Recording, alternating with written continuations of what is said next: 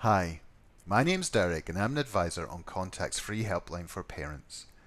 This video is about what you should do if you receive a managed migration notice from the Department of Work and Pensions telling you that your existing legacy benefits are ending and that you need to claim universal credit instead.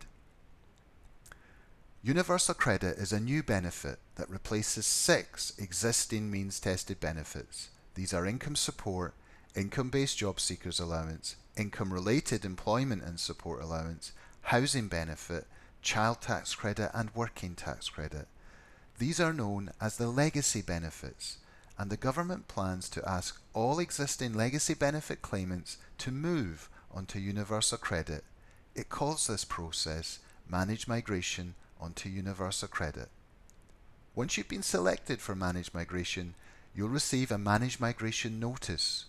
A managed migration notice is a letter from the Department for Work and Pensions telling you that your legacy benefits will be stopping and giving you a date by which they want you to claim universal credit instead.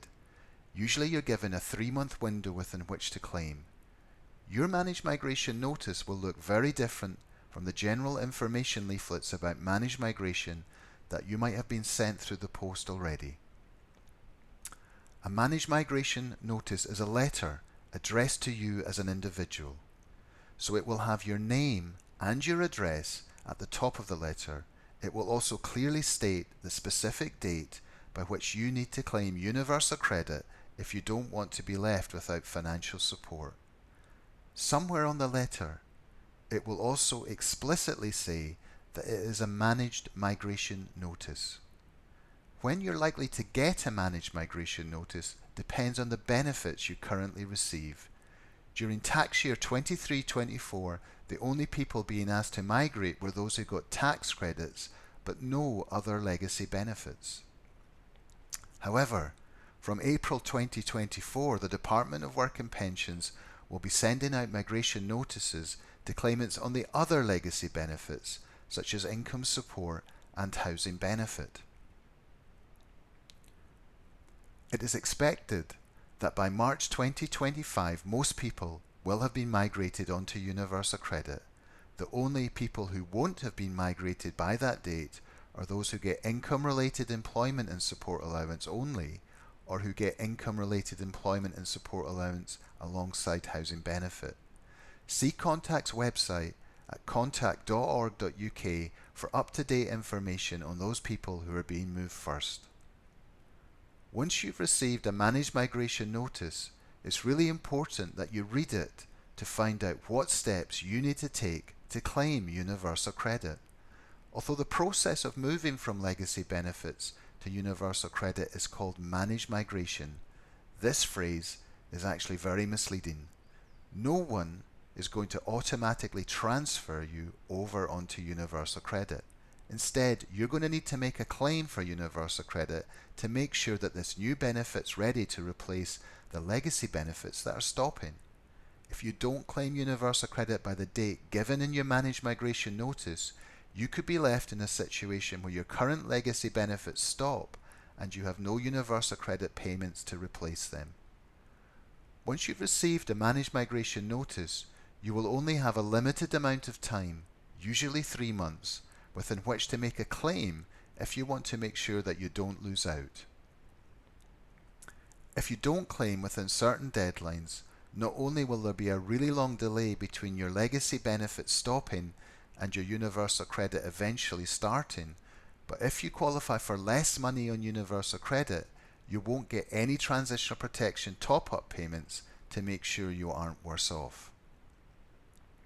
Transitional protection is only available to people who claim after they've received a managed migration notice, but before certain deadlines have run out. Your managed migration notice will include a deadline date by which you need to have claimed universal credit. Now, this is usually 3 months from the date that you were sent your managed migration notice. You can claim earlier than the deadline date if you want, in which case your legacy benefits will stop sooner. But if you haven't claimed by the deadline date, this will be the date on which your legacy benefit stops. This means that you have a choice. about whether you claim universal credit as soon as you get your managed migration notice or whether you wait until near your deadline date to claim. Which is best for you will depend on your individual family circumstances and in particular what changes of circumstances you're expecting within those 3 months. If possible, try to speak to a benefits advisor about when would be the best time to make a claim. If you'll struggle to claim universal credit by the deadline date in your letter, you can try and ask the DWP, the Department of Work and Pensions, for an extension.